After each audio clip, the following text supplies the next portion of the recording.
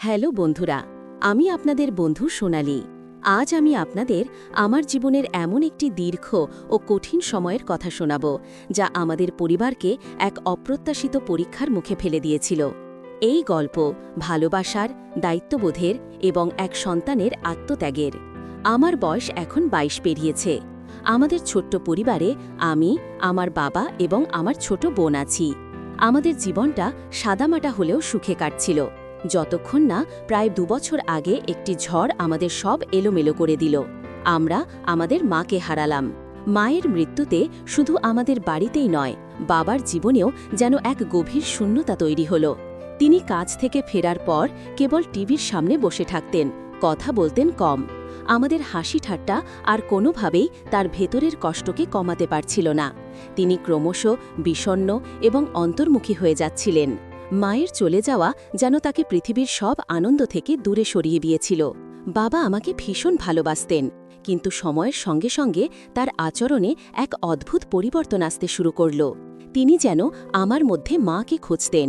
একদিন তিনি আমাকে বললেন, সোনালি, তুমি একদম তোমার মায়ের মতো দেখতে হয়েছ।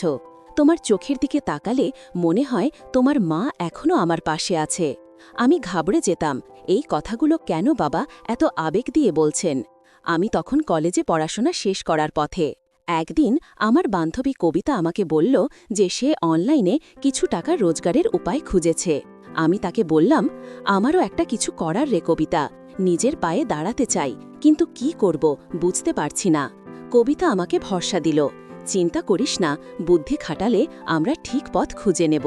সেই দিন সন্ধ্যায় যখন কলেজ থেকে ফিরছিলাম, রাস্তার মোড়ে একটি দৃশ্য দেখে আমার হৃদস্পন্দন বন্ধ হয়ে যাওয়ার জোগাড় হলো। দেখলাম বাবা অন্য একজন অপরিচিত মহিলার সাথে হাসি মুখে কথা বলছেন। তারা একটি দামি দোকানে ঢুকে অনেক শপিং করলেন। শুধু তাই নয়, পরে আমি দেখলাম তারা একটি হোটেলের দিকে যাচ্ছেন। আমার মাথায় যেন রক্ত উঠে গেল। একদিকে মায়ের শোক, অন্যদিকে এই অচেনা মহিলা। আমার মনে হলো এই মহিলা নির্ঘাত বাবার একাকিত্বের সুযোগ নিয়ে তাকে ব্যবহার করছে। বাবা তার সব সঞ্চয় এভাবে নষ্ট করে দিলে আমাদের কি হবে? এই চিন্তা আমার ভেতরে এক তীব্র ক্ষোভের জন্ম দিল। আমি তাড়াতাড়ি বাড়ি ফিরে এলাম। ছোট বোনকে কিছু বললাম না। আমি চাইনি বাবার প্রতি তার মনে কোনো খারাপ ধারণা জন্মাক। কিন্তু সেদিন রাতে আমি স্থির থাকতে পারলাম না। বাবা বাড়ি ফিরলে আমি তার ঘরে গেলাম। কাঁপা কাঁপা গলায় আমি জিজ্ঞাসা করলাম, বাবা, আপনি ওই মহিলাকে কেন শপিং করালেন? আমাদের মা তো কিছুদিন হলো নেই। আপনি কেন এভাবে একজন অপরিচিতার সাথে মেলামেশা করছেন? লোকে কি বলবে?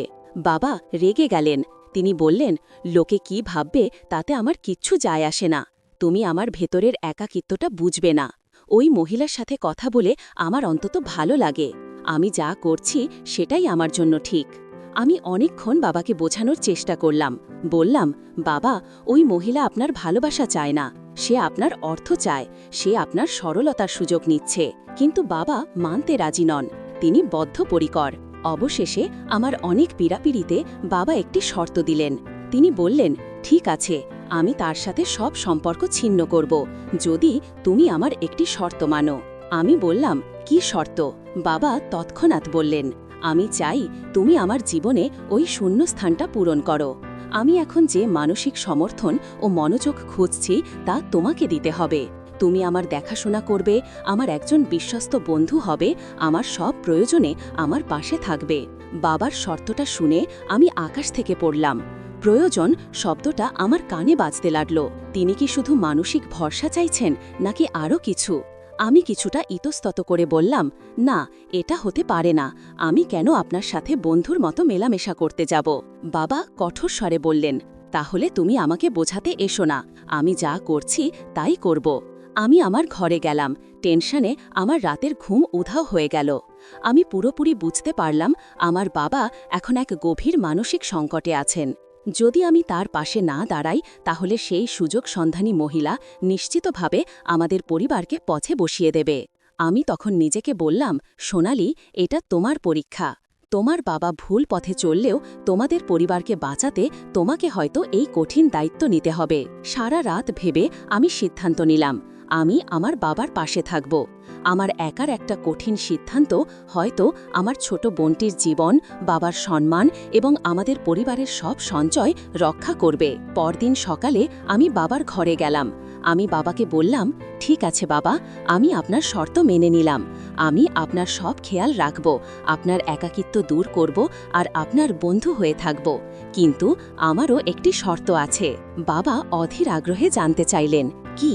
আমি বললাম, আজকের পর থেকে আপনি ওই মহিলার সাথে কোনো রকম যোগাযোগ রাখতে পারবেন না এবং আমাদের সবার মধ্যে সম্পর্ক স্বাভাবিক করার জন্য আজ আমরা সবাই মিলে শপিং করতে যাব।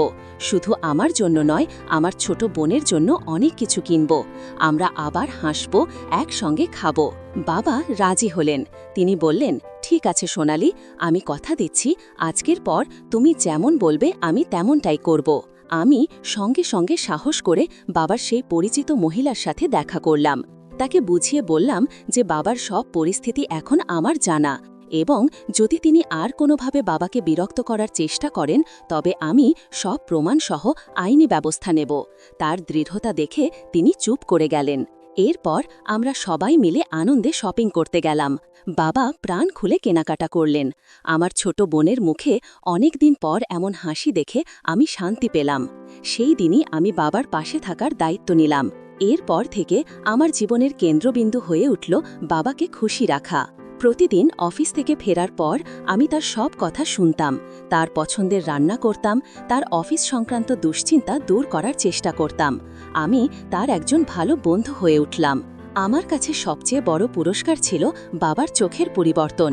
ধীরে ধীরে বিষণ্ণতা কেটে গিয়ে সেখানে এক ধরনের শান্তি ও আনন্দ ফিরে আসতে শুরু করল। বাবা বুঝতে পারলেন তিনি যা খুঁজছিলেন তা বাইরের কারো কাছে নয়, নিজের বাড়িতেই আছে। প্রায় 5 মাস পর আমার বহু প্রতীক্ষিত চাকরির জয়নিং লেটার এলো। আমি একটি ভালো চাকরি পেলাম। এখন আমি কাজ করি এবং অবসর সময় পরিবারের জন্য সময় দিই। বাবা আর কারো সাথে ঘোরাফেরা করেন না। তিনি এখন সম্পূর্ণ সঠিক পথে ফিরে এসেছেন। তিনি শুধু অফিসে যান আর বাড়ি এসে আমাদের 2 বোনের সাথে হাসি খুশি সময় কাটান। আপনারা সবাই আমাকে ভুল বুঝবেন না। হয়তো আমার পথটা সহজ ছিল না, কিন্তু সেদিন আমি যদি বাবার একাকিত্ব দূর করার দায়িত্ব না নিতাম তবে হয়তো আমাদের পরিবারের জীবনে বড় বিপর্যয় নেমে আসত। আমি শুধু আমার দায়িত্ব পালন করেছি। এভাবেই আমি আমার বাবা এবং আমার পরিবারকে এক ভুল সম্পর্কের চাল থেকে বাঁচিয়েছি। আপনারা সবাই আমার জন্য প্রার্থনা করবেন যেন আমরা এইভাবেই সুখে থাকতে পারি। আমার প্রিয় বন্ধুরা, যদি আপনাদের আমার এই ভালোবাসার গল্পটি ভালো লাগে তাহলে চ্যানেলটি সাবস্ক্রাইব করে ফেলুন এবং বেল নোটিফিকেশন অন করে দিন। একটি সুন্দর কমেন্ট করে জানান যে আমার গল্পটি আপনাদের কেমন লেগেছে। কাল দেখা হবে আর একটি নতুন ভিডিওতে। ধন্যবাদ।